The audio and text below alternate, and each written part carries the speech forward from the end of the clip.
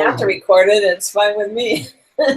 It goes in my stream. Nobody pays any attention to putting these things in the video library anymore anyway, so Oh, really?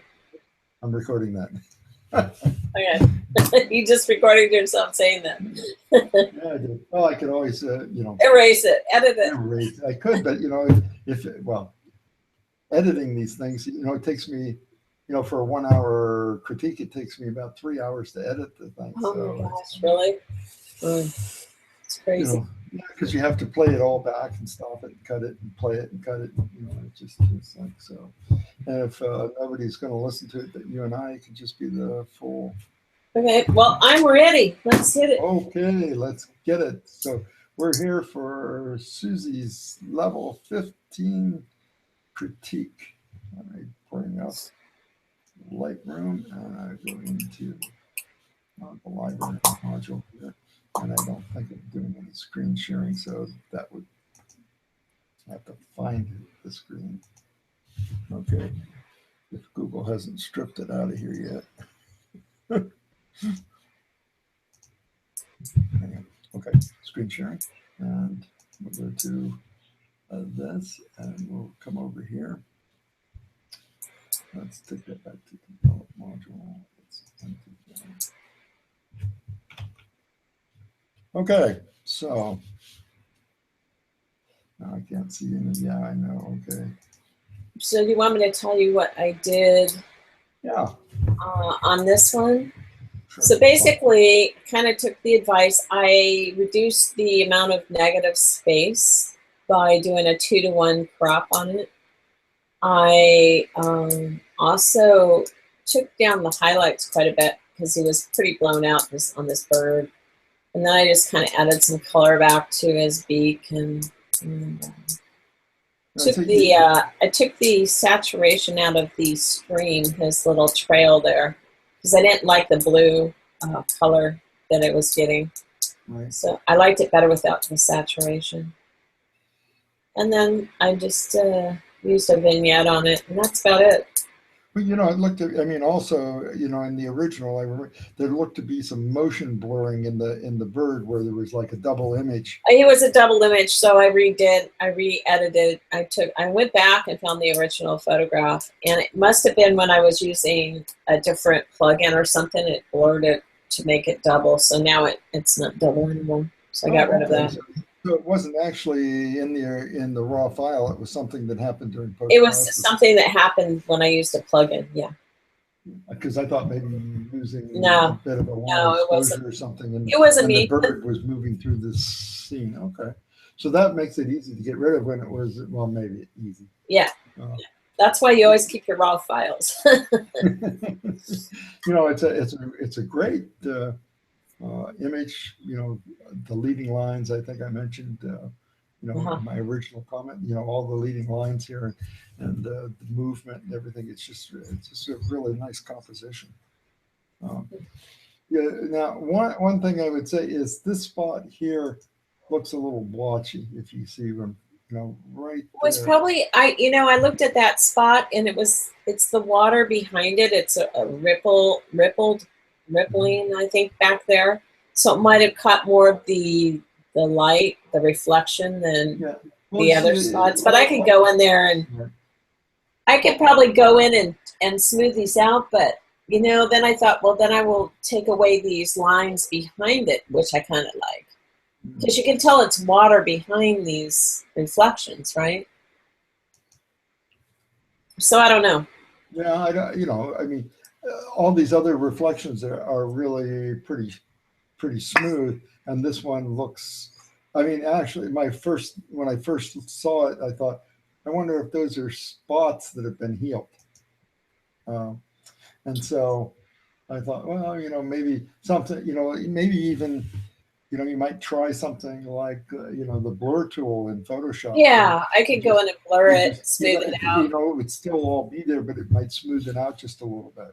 Yeah. So that was, I didn't do, I tried it with some spot removal, so it kind of works, but it takes this purple streak from over here and puts it over there, and I'm not sure that color-wise that it works as well as it did otherwise. The other thing, coming in on this bird, I still think the bird looked. Let me come back here. The bird still looks to me, I know it's not there, but looking at it, it feels like there's some chromatic aberration around the bird, especially like the purple here along this wing edge, and the purple in this hair on the top of the bird's head. It sort of feels a little bit like there's some. Yeah, I can go into Photoshop and get rid of that stuff. And so you can see I played with pulling that out a little bit, but I haven't pulled it out of the shadow down here. So if I pulled it out of the bird, I sort of need to pull it out of the shadow as well. Right. But other than that, it's just some minor tweaks. I think this is certainly, it's a pretty image. I think I'd print it. I'd have to make a few more corrections to it. But. Yeah. So just take out the chromatic aberrations in that one spot, the blue spot. Yeah, and down here along this trail, I hadn't noticed it until you mentioned it, but this does look like you've gone a little too far with desaturating there along. Yeah. Do you think I should add it back in, the blue? Well, because I noticed also if you keep going down that second trail, there's a couple of spots that I missed the taking out the, go back. Yeah, right there. I missed those spots. Well, I don't know. This right here, right in here, this looks too gray to me compared to the color that's in the rest of it. So, like your desaturation brush was a little wide across there, but maybe not, I didn't really notice it until you said something. So it couldn't have been that noticeable. Yeah. I don't think that was the brush. I think that's actually. It actually looks kind of like that. Huh? Okay. But I did notice that. So you think I should tweak it back a little bit on that getting rid of the saturation, or? No, I'm not sure you should, because the water more or less would be white, and the blue in there is probably, some sort of a chromatic aberration. So I'm not sure that you really need to. Okay, that's what I liked it without the blue. I was like, I'm getting rid of that blue. I don't like that, just too. No, it's it probably is just the chromatic aberration along those sharp edges like that, and but to be consistent, you probably do need to go and take I need to touch. I need to get rid of those blue spots. The blue spots there, but yeah. So overall, I think that's a pretty nice image. I'd give that a 2 or 3. We'll just be conservative and say 2.5 here. I don't remember how high we even go. I think it's only 3. So okay, so the next image here, you want to talk a little bit about this one? So this one, I really didn't do a lot to, except I sharpened I went in and I did some sharpening on the back area, the mountains. And I made them stand out. So if you look from the original to this one, there's quite a bit of sharpening that happened. Do you have access to the original so that to tell what f-stops you shot this at? Yeah, hold on a second. I think it was f8, but I'm not sure. Well, the only reason is the waves here, the water here in the foreground looks like it's reasonably sharp, but the background looks pretty out of focus. It was a lot sharper than it was, trust me. Well, so I'm not sure that I agree with it, but sometimes when you're reading some of the landscape photography magazines and stuff like that, people cover photos and they'll say this was shot at f/22, and it's like, holy cow, f/22? Are you kidding me? Because you get it so wide open like that, you may get a lot of depth of field, but you probably destroy about half the sharpness with the diffraction that you're getting from going that wide. But yeah, it was f8, shot at f8. But that for these kinds of landscapes, f8 probably isn't stopped down enough. It should probably have more depth of field. Yeah, probably go up to f11 maybe. Yeah, f11, or depending on the lens, if you're comfortable with it, maybe even f16. Yeah. I Well, understand. I remember this shot. We were driving along, and I said, "I stop. I want to get this shot right here." And the man, he's like, "Well, where?" And I had to walk back and get this shot. And the thing that happens to you when you're shooting pictures as a photographer, everybody else stops too, thinking, "Oh, she's got the perfect spot. We got to take this picture." And I'm like, so I was trying to take it in a rush. And so Yeah. No, I probably would have done what I usually do is I take a series of pictures. Like I'll take one at f8, one at f11, one at f16, just so I get the whole range and see which one I like the best. Yeah. But I didn't do that. I was in a hurry to get out of that spot. See, typically, I look at all the, the lens sharp, the line resolution charts and that kind of stuff, and it's like, well, your lens is always going to, just about every lens is going to be at peak somewhere around 5.6 or f8. The problem is typically in landscapes, that's not really enough depth of field. But Right. I'm typically got my lens at somewhere like 5.6 or f8, or sometimes worse than that. That I don't. Was it here? No, it's probably in the 256. I posted one. I was out at White Pocket, and we'd just gotten out of the car and walked up, and everybody was rushing out towards the distant peaks, and it was like, I got to get this shot before all these people are standing in it. Yeah. So, but when I came back and processed it, the darn thing said f4, and it's like, well, you're like, crap. Crap. It's like whatever I've done that. Sharp, right? Whatever sharp is sharp, but everything that should be sharp isn't because it's too far back. Yeah. I did that at the Tetons too. I was so pissed at myself. I got up early in the morning, and I was doing something else, and I had my f-stop at 2.8. So I was taking pictures of these flowers, and I wanted the Tetons in the background, right? Mm-hmm. And they were totally blurred out at 2.8. Yeah, just a little bit. I'm like, crap. My brother happened to be there. He saw him when I was looking at him, and he goes, "No, I really like them blurred out." I'm like, "Well, it's not my thing, but okay." Yeah. So. You just have to be careful. But what I liked about that one was the color. The color appealed to me, and the white and the blue and a little bit of green. That was kind of cool. I have a question for you. Do you think this is waves in the foreground, or do you think this is some color banding going on? No, I think it's the water was rippling in the foreground. Because let me see what I don't think the time was all that long. No, I don't think it's color banding, to be honest with you. Well, you know how it is sometimes with JPEG, and then I'm downloading it and then looking at it. No, it was ripples in the water. Google compresses everything to begin with. So if you upload it 80% and then Google compresses it at 80% yet again, sometimes you end up with bands that aren't anywhere. Well, you can see the ripples by these trees if you go further back. The ones on the left-hand side, there's ripples there too. So. Okay, so let's see about what I've done here. So I played a little bit with sharpening, added some sharpening, which probably is too much sharpening now, but some clarity. I thought a little bit of clarity. But when I added the clarity, I like what it did to the upper part, but that made me more concerned about whether this was waves or banding in the bottom, because the clarity highlights.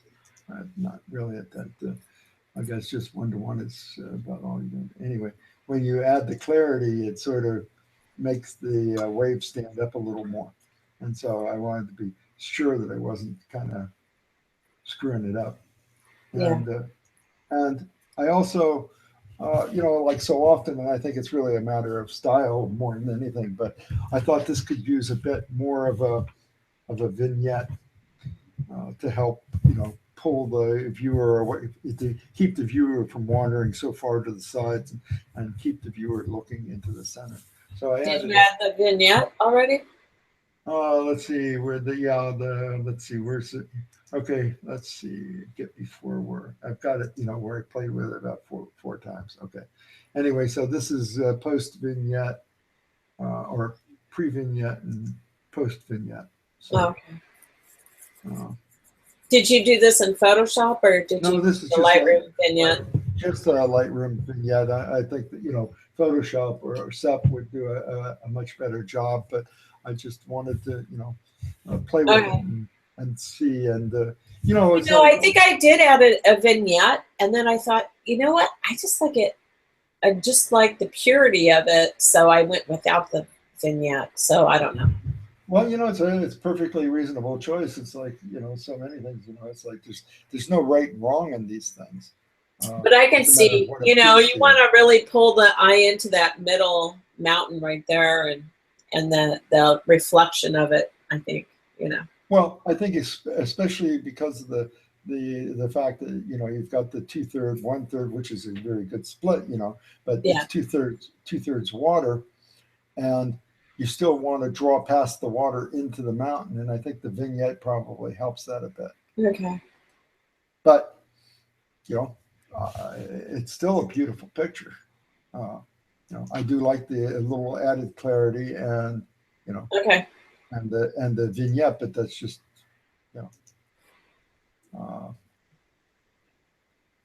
I tried cropping it a little bit. Didn't like the crop. Went back to what you had. So, but I do do have a little bit of a vignette, but it's not all that subtle of a vignette because it's Lightroom. The thing is like if you did it in Photoshop, the vignette in this upper corner, it looks to me like it's probably a little too dark now. Yeah. But you can't really adjust that easily in Lightroom. So no. But in Photoshop, you can go in and you can make whatever. And, do a lot more with it. So. I wonder if so do you think I should smooth out those ripples in the water below? No, as long as in a print they don't look like like color banding. Right. I don't see any reason. I mean, they add character to the water, and there is the rippling of the water at the mountain. I mean, it's not it's not a glass reflection here, so it makes sense that those are waves. If you were to add a little clarity like I did, you might want to mask out the clarity a little bit in the bottom. Yeah, so the water. That's what I think I would do. Too much. I think I would take the clarity out of the water. But add the clarity from the middle up, but keep it out of the lower half. Okay. Just play with it and see if it. Yeah. Because I think it adds a little bit of a punch to it to add some a little bit of clarity, but then again, it's like us people with cataracts want to see all the contrast. Yeah. So when I tell you to add contrast to it, it may be a prejudiced statement. So anyway, we'll give this a 2.5 as well. I like it. Another one I think be perfectly happy to have in a portfolio. So this one I'm not sure about. I mean, it's a really nice picture. Again, it does suffer the same as the others that the whole nothing here seems to be truly in focus except perhaps maybe just a few feet into the frame. But, well, tell me a little bit more about it before I. So I actually went back and redid this one, and I took out because I had a lot of heavy duty filters going on just because it wasn't clear, and the other thing is there was a lot of moisture in the air, so the haze in the back was actually clouds, and trying to pull something out of this was difficult to begin with. But what I liked was the light from the cloud hitting the lake. So I wasn't so much concerned with, getting the trees and shape and focus and all that stuff. I think what I wanted to do with this picture was just focus on this light in the center. So maybe, yeah, bring it down. I think that's the one, how I originally had it cropped, was a lot lower like that. But then I saw the clouds and I like the clouds, so I don't know. Yeah, May not have been the best choice. I like the color of the water, and well, it's one of those troublesome images that it's an appealing image, but when you try to bring it when you into, crop it screws it up. So you try to bring it into the constraints of what you expect for yeah, exactly. good landscape photography, if you will. And it's a center photo. I mean, it's a center photo. It just turned out that way, You try to do the 2/3, 1/3 kind of. Yeah, exactly, and it doesn't work. Doesn't seem to work as well. That's not too bad though. Yeah. But yeah, I'm not sure that. But yeah, yeah, it's one of those you want it to work photos. You're looking at it and you say, I really like this. I really like it, but I don't think it works. I just don't. How can I make it work, kind of thing? And I don't think it works. My biggest concern, I wasn't sure about the color that I'm seeing in my monitor. It looks way too. I'm not sure what color it is, but it's one of those odd colors that probably is real. But when you're out there and you're looking at it, and you say, when I get to sit back in Lightroom, it's going to look completely false. And so this color is kind of an odd color in the water there, I think. It is. It's an unusual color. So, this photo, I wanted it to work. I worked on it because I wanted to take the toughest images, right? And instead of the easy images and re-edit. And this one, I took there was bits of stick and stuff in the water, and I decided to go ahead and clean that up.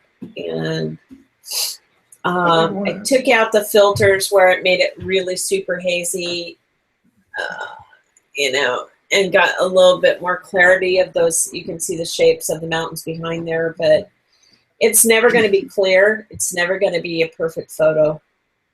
Well, the other thing is like this heavy, really almost like a purple line here. I don't know that it's CA, but it's kind of CA-like. Yeah. From this point over to about this point, there seems to be just this really heavy blue edge, and I'm drawn right to that, so it's kind of like that might need to be a little bit of desaturation on that as well might help. Did you have the Topaz Suite, don't you? Yeah. So did you try something like Topaz Impressions on this to see? I didn't try. I don't have Impressions, but I tried Glow, and then I tried a bunch of other stuff. I have On One. You don't have the full. I don't have the full suite for Topaz now. Okay. You might see if you can download the. But Impressions might work on that one. Yeah.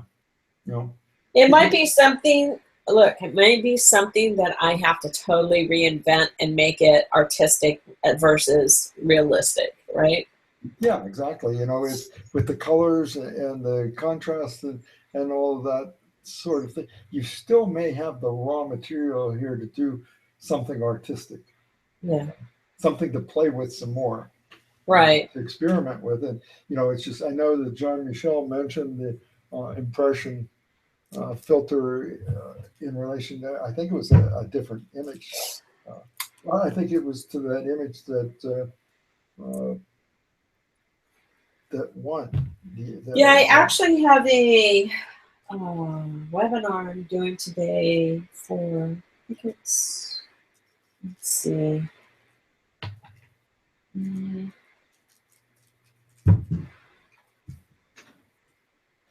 See if I can find it. It's Topaz training for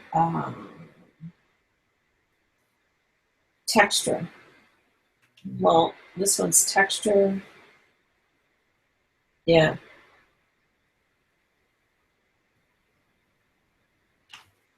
Yeah, I'm I'm leaning towards seriously towards buying the Topaz Suite.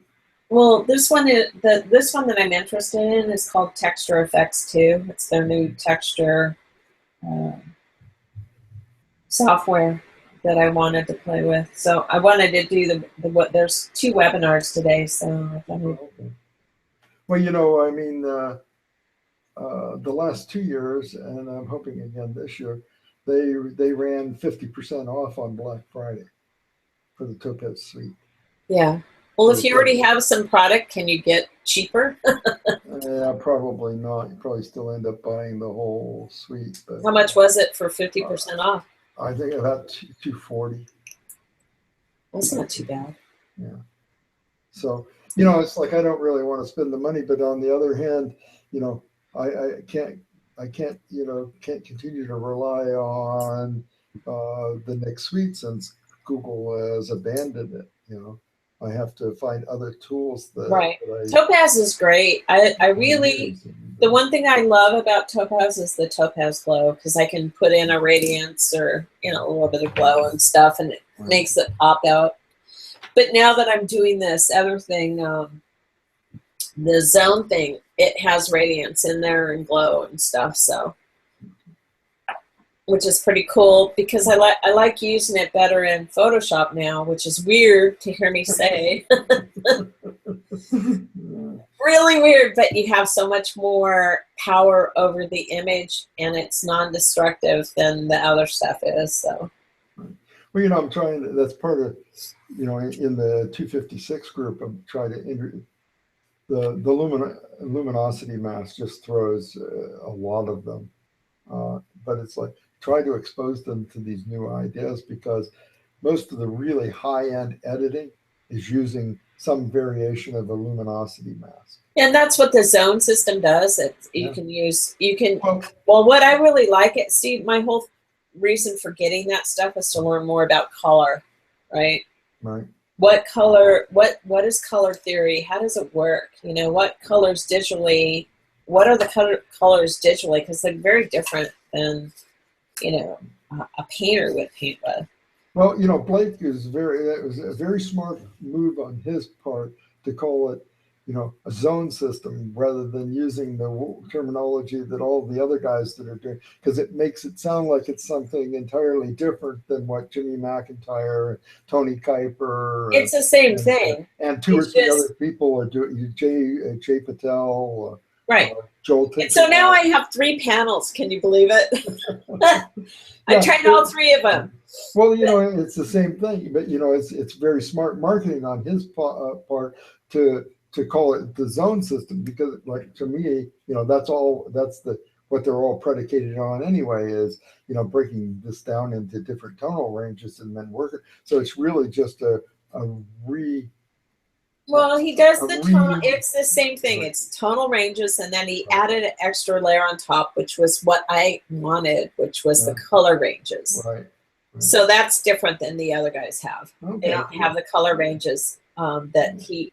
And this will create masks in the different color ranges, and then you can go in and change the color within each color. You know. You know, the $150 that he wants on the special deal is still double what all the other panels. I know, but you get.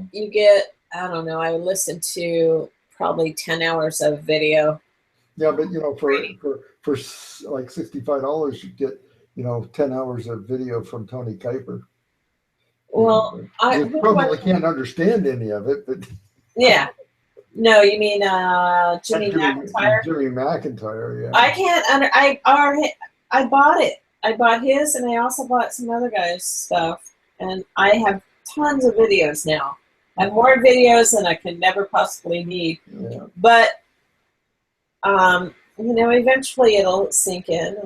Yeah, that's what I keep trying to tell the guys that are struggling with it in 256 is it's like, it's one of those things you get exposed to it, and you let it sit, and you come back to it. So you let it sit, and you come back to it, and eventually you'll either give it up or you'll figure it out. But it's here's my point, is that the other guys didn't really teach me how the curve works, how it's affecting the darks, the mids, the lights, how to affect those things, right? How it affects the color, how it affects contrast, how it affects highlights, you know what I mean?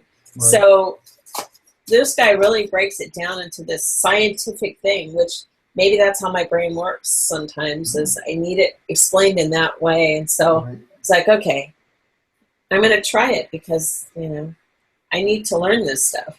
So, but I know more about curves now than I ever knew before, which is a good thing. Yeah, well, maybe I need to download it as well because we're teaching Photoshop. So anyway, let's go on to the next image. Yeah. Probably my favorite image of the group, I think. Although the one with the bird and the colors is definitely a super image. This stream picture, you know, I just really like it. I like the color. I like the composition. You know, the leading lines are great. You know. So you want me to tell you the story behind this picture? Yeah. So I bought this book. I'm into, call me weird or whatever, but I'm into collecting these books. Every time I go to a national park, I collect, if they have them, like how people died in the park, what stupid shit they did to kill themselves. And it's like death in national parks. I buy these books. So, you know, I went out and took this picture, and apparently a photographer died in this exact same spot because they have all these signs out there, don't walk on the rocks, they're slippery. And I did slip, but I didn't fall. And I realized how slippery, once I realized how slippery it was, I sat down on the log here, and I was able to get down low enough to take this shot. And then Marv helped me get back up to safety. But then after I read the book, I'm like, I'm stupid shit. You know, I could have felt, the guy did the same thing I did. He wanted to get this shot, right? Mm-hmm. And he walked out there and he slipped and went into this water. And once you're in the water, you go over the falls and you're dead because the water is so freaking cold. You die within 3 minutes, I think it is, 2 or 3 minutes. That's it. And you're dead. And that's how people die in glaciers, from the water. They get in the water and they die really quickly. So I was like, oh man, I got the best shot, but look, it almost cost me my life. Well, you know, recently, I think this season, somebody in Grand Canyon stepped off a cliff backwards while taking a selfie. Yeah. You know, so. Yeah. People do that all the time. It's amazing what people do that causes their death in these national parks. But see, I'm always like, I want to know these things so I can avoid doing them, and then I go out and do the stupidest thing in the world. I hadn't read the book yet. Yeah. But you would think I'd see the signs and go, it's probably not safe. But as a photographer, you see this thing and you go, oh, that's the best. I need to get down there and get that shot. That shot. Yeah. I need that shot. Yeah. Yeah, I know that. Okay. So, I don't know. You know, like one of the things I did play with. Oops, and now I screwed it up because I was in the wrong place in history. Okay. Let's go back to import. And since I didn't make I still, you know, I mentioned before, I think in my comment that I thought that this was just a little out of level, and I still think that I adjusted it lower on the left side because you said it was not level, so I took it down a little bit on the left. Well, you know, when I played with it, what I was seeing is it might actually need some, because you're down so low that I think you've actually got some vertical distortion like you'd get with a building. Okay. Oh, okay. Okay. So, you know, because when you pull this vertical up, this pine tree here on the very right edge becomes very parallel to the frame. Okay. And so I think that's part of it. There is that it needs just a little bit of a vertical transform, and then with the transform, I don't, you know, maybe some rotation, but I'm not sure because, well, let's.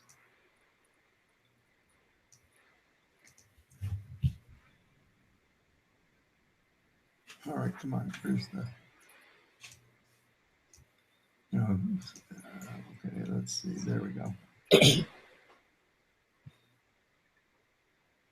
Just ever so slight bit more maybe of rotation, but I think the key here is that it needs a little bit of vertical correction. Okay. And I find the shadows a little dark here, but I'm not sure that that's bad. That may be a good thing. And let me go play with the shadows because they do act as a bit of a vignetting. Yeah. But this whole area here seemed a bit too dark to me. But pulling it up that far just pulls the whole thing up too much. So just. Hang on, let's get a brush here. Well, I think I kept it low like that because I like it's an intense scene and it's supposed to be dark and moody. And once you start bringing up all the shadows, then it just becomes kind of, Okay. Oh, no, understood. Okay. Yeah. But it's an intense place. So. That's a very nice photo. So yeah, I could definitely see this, hanging on the wall someplace. So, okay. We'll give that a 3, I think, because we don't really, it's a very nice image. Thank you. And, this one I had the Yellowstone Falls. I had to take that into Photoshop because I just come this. This band. Tell me about this, and then we'll So the original shot that I put up had this dark band across the top. So I lightened that up, and then I had to go back in and sharpen the waterfall a little bit, and then I added the gradient like you suggested, and adding to so your eyes go to the water instead of these bright spots on the mountain. And that's basically all I did. Well, one of the things that I know it's natural, but one of the things that distracts me in this picture is the 2 black bands beside the waterfall. I noticed those. After I did that, I was like, I wonder if that's something within is it in the other one? Let me go look and see if it's in the other one. Yeah. The one I originally posted? Yeah, I don't know. I think it was, but was it in there too? Yeah, I think it was. But it does bear you go and look.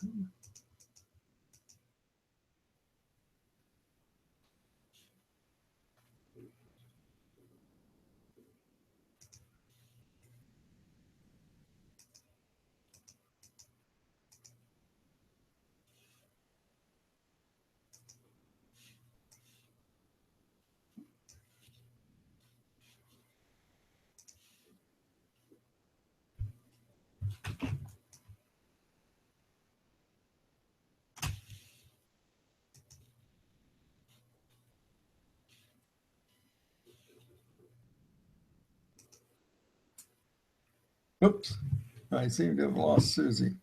Okay, she was like there and then gone. Okay, so is this, okay.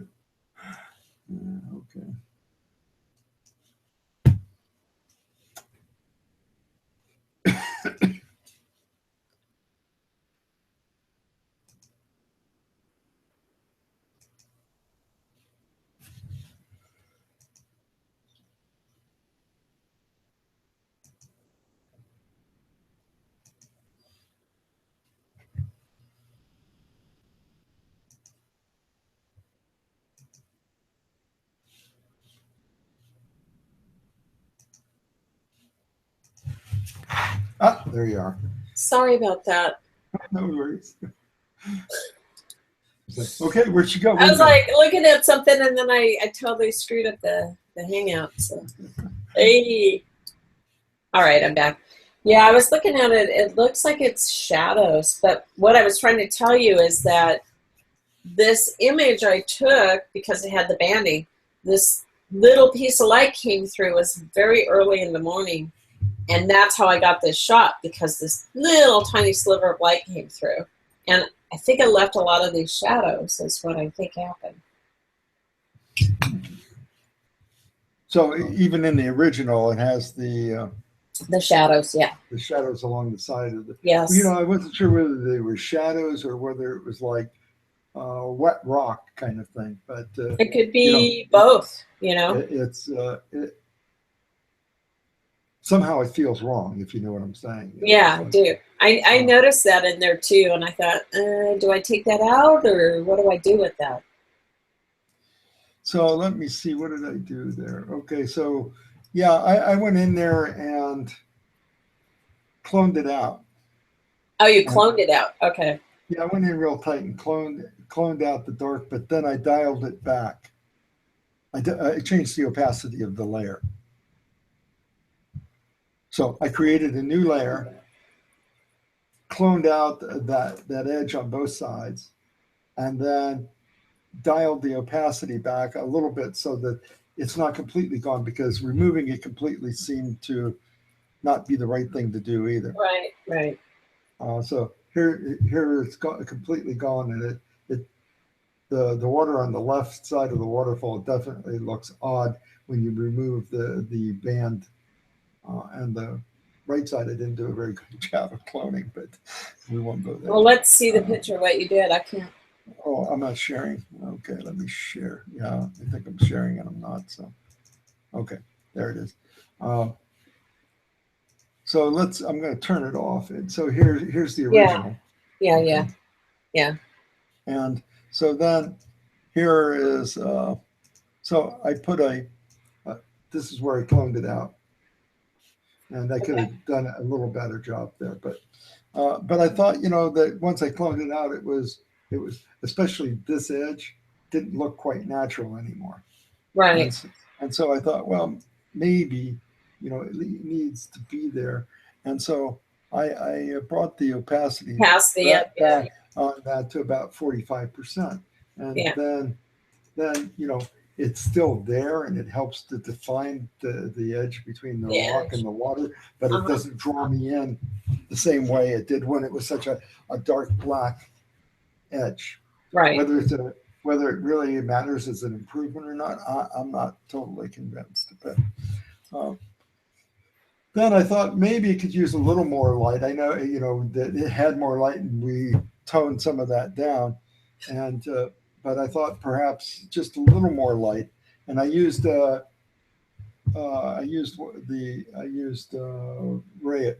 Excuse me.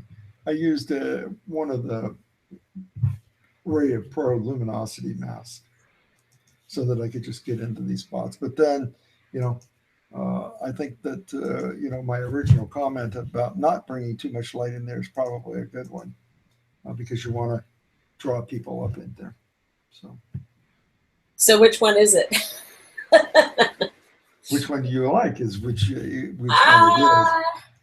Here it is with more light. I actually think I'd like it with a little more light, but whether I want that much light or not, there again, the full thing, the full luminosity mask layer was like that, and I think that's too much. But it depends on the feeling you want as well. You know that by bringing that all the way up, you get some of the definition back.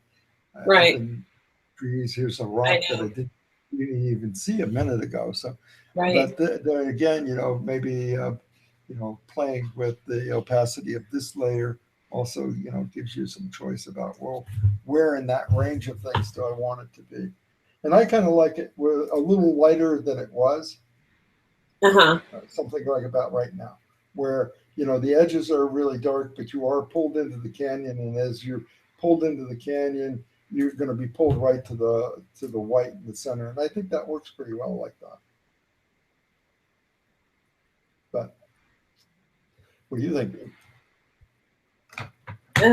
I think I could look at these pictures and change my mind every time I look at them. Yeah, but it's still, you know, you know, I've got several pictures of the falls, and I really like them. It's beautiful. It's a beautiful. It is beautiful. You know what was fun to do with the one that I had is, you might want to do it just to play, is I added a rainbow to it. Oh, you did? Yeah. Wow. And I went in, you know, I did, you know, I just searched online with the various things about, how to add rainbows to images in Photoshop. And then, From the did you add it into the waterfall? yeah, right at the base of the waterfall, I put a little, a little rainbow just at the base of the waterfall. And how did it look? It looked real to me. But then again, I also went online and looked at pictures of Yellowstone Falls for pictures that had rainbows in them. Uh-huh. And so that when I was doing my Photoshop work, I had a pretty good idea of what it should look like had there been one. Right, right. And so I used that as my guide to add the rainbow into it. Right. So, that could be something fun to try to play with if you wanted to play more with the images. Okay, let me go and see if I can add a little bit of a rainbow here that looks real. Okay. Because that's how we push our skills anyway, is come up with these ideas of things that we could do with these pictures and then try to add them into this. Uh-huh. But the way it's this way, I'm pretty happy with, this, and Yeah. I don't know, but I think you've come a long way since you started with us in the account. Your pictures are really starting to pop now. I mean, Yeah, I think I'm getting better. I hope so. I go back and look at my old stuff, so that'll be interesting. The next level is going back and re-editing my old stuff when I first started. Right. Yeah, I'll be like, oh my God.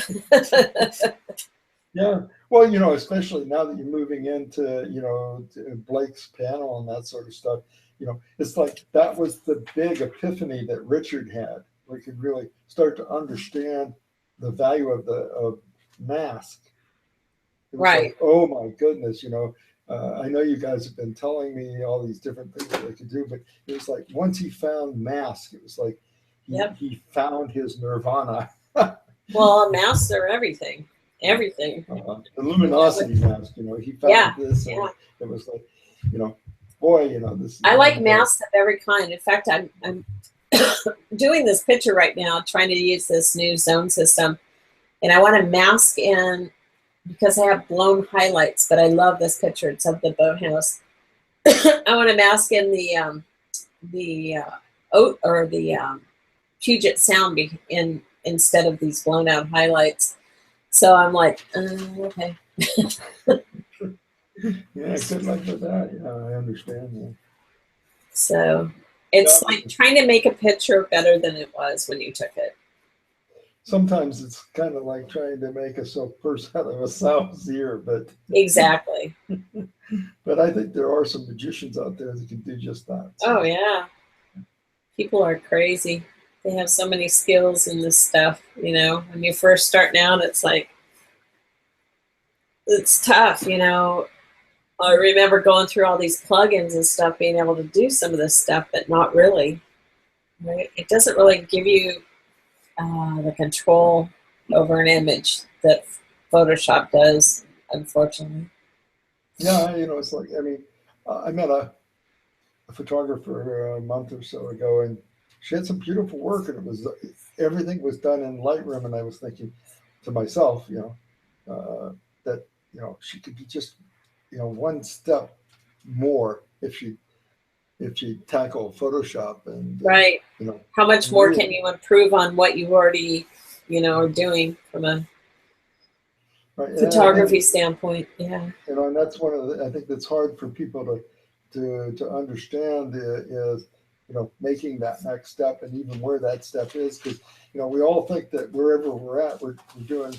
We know we could be better, but we think we're pretty good, and so making the next step to the next plateau is always difficult because we never think that we're as bad as we are. Yeah, I'm always pushing myself, but I'm pushing myself to learn new things too. I don't want to just like my next thing is I want to learn light painting. I want to learn how to do it. I want to do some cool scenes with it, see if I can actually do it, pull it off. And if I can, how cool would that be? If I can't, then, well, I'm sure I could pull off something. It may not be what I want, but. Well, don't forget, 256 Shades of Gray will probably begin again in January. Yeah. But, you know, it's amazing. Actually, you know, it's really so much of it is not about black and white. It's about shape and form and light and contrast and you know, things like luminance mask and that sort of thing. And, you know, so many of the people that have gone through it, not just their black and white photography has improved, but their photography in general has improved because, you know, we're constantly trying to push them to learn these new things and to, you know, go further in Photoshop and all that kind of stuff. So yeah, it generally improves everybody's photography, not just their black and white. Yeah. But anyway, just a pitch. Well, just getting into the different tones, you know, the zones for the tones and learning how to manipulate tones. That's pretty cool, you know? Yeah. And well, I'd have to say that, and that's all black, that's all gray, you know, and so giving a pretty good recommendation for Blake's tool. You know, the problem is it's hard to pay for every one of these things, you know. I know, but you know what? I just bit the bullet and paid for it because I wanted to learn about color theory. That's been the one of my biggest hangups is color theory and what colors are complementary to other colors, and not just that, but you know, there's different variations of colors and how do they all work and what does it mean, and yeah. Well, you know, it's like, you know, the color wheel is one thing, but understanding color is another thing. So. Well, you know, like my wife was remarking the other day because we had a discussion in our Photoshop class about, you know, color and stuff. And color, you know, when you do RGB, it's different than traditional color theory. It's not, things don't work quite the same. It's digital color theory is totally different, right? Totally different. So her training as an artist is kind of misleading, leading her in the wrong direction sometime when it comes to how things work in digital color. Exactly, and that's what I was having a hard time with is the traditional color wheel as opposed to digitally understanding it, right? Right. And there's colors in digitally that really aren't there. You know? Yeah, it becomes very confusing. Okay, so let's wrap this up then and say that. Well, pretty good. I think I'm getting somewhere here, right? I think you are. You know, it's like a lot of people. I don't know. Part of I think the value of all of these conversations like this is to become more aware of the subtleties of all of this. You know, when I first start critiquing people, I'll go in there and I'll start telling you, well, you missed this piece of trash on the ground, and there's this spot here, and there's that over there, and you know, they'll start calling me eagle eye. But you know, after a few weeks of that, you know, I don't find those kinds of things anymore. And it's a matter of making people sensitive to the thing, what can be done, and the kinds of things that you can do, and then getting them to explore going in there and working with these things and exposing them to new ideas. I can't possibly know all the things that you can do. And well, you know, it's really funny. So now you have me so well trained that I go in and I look immediately. My first check is hotspots. Are there any hotspots? Get rid of them. Is there any crap laying around? Get rid of it. Exactly, you know, but you know that just that simple idea of, you know, looking for all of this stuff takes every photo to another level. Right, right. You know, people notice all these subtle things. You know, their brain absorbs all these little subtle things without knowing about it. So when there's all these little bits and pieces of hotspots and dust and dirt and other things that you know draw the eye, you know, you don't maybe know that you're doing that, but you know, your brain is assimilating all this stuff, and it has you know, the pleasure centers, and when you got all this stuff all over the place, it's not maybe as pleasurable. You know, so my thing now is I go through the picture. If my eye is drawn to a hotspot, I immediately take care of it. But then I go and scan all the edges and make sure I'll have shit hanging out there when I cropped it, or that I don't really notice. When you're looking at the image, you're not really looking at the corners. Yeah, I understand. Yeah, So, I posted one last week or two ago. It was like, whoops, that wasn't the finished version. So I hadn't put the vignette on the corner, so it's got yeah. the corner. And I've done that before, where I posted something that wasn't the correct one that I just finished editing, wasn't the one I wanted. So it's fun. But with Google, though, you figure, in a couple of weeks it'll be so far down my stream nobody will ever see it again anyway. So doesn't matter, right? Yeah, it doesn't matter. Cool. Okay. So, all right. So my next lesson, I guess, is to go back and re-edit 5 photos that I started with in Sphere 0, right? Yep. I mean, we can negotiate that, but I think it's a valid exercise because it kind of helps put value to the journey that you've taken. Right. You go back and you did these things and you were pretty pleased with them at the time, and you look back on them now and say, well, I should have done this, or I could have done that. Well, you start with baby steps, and then you get to this point, and you're like, oh, I can do this, this, and this to this picture. So why not? It's kind of like I have practically nothing hanging in my own house because, when I look at my own stuff, it's like, well, it's not good enough to hang it up. It was like with that, being picked for the calendar for the state park, right? I'm like, oh, okay. I had totally forgotten about this picture. And then they came back. So then I had to, of course, I didn't save that picture because I didn't think they would pick it. So I had to go and redo the picture. Fortunately, I had the raw photos, right? And so I recreated the picture. I made it a little better because I know better techniques now. So she sent me an email, oh, this picture is gorgeous, blah, blah, blah. So we'll see if they pick it for their calendar, but that would be a cool thing. Yeah, that'd be awesome. So, okay. I'd love to start working with the state parks and national parks, doing photos for them. That would be very cool. Wouldn't it, though? Yeah. I could get into that. I'd be totally into it. Well, especially here in southern Utah, I mean, I'm within an 8-hour drive of about 12 national parks, not to mention how many monuments and everything else there is. So, they're everywhere. So we'll see. I mean, if they pick this picture, it may open a door for me. Who knows? Yeah. To be able to do this stuff. Yeah. Okay. So I'm going to stop the broadcast and say, see you. It's good to see you again. Glad you're doing okay out there in Utah land.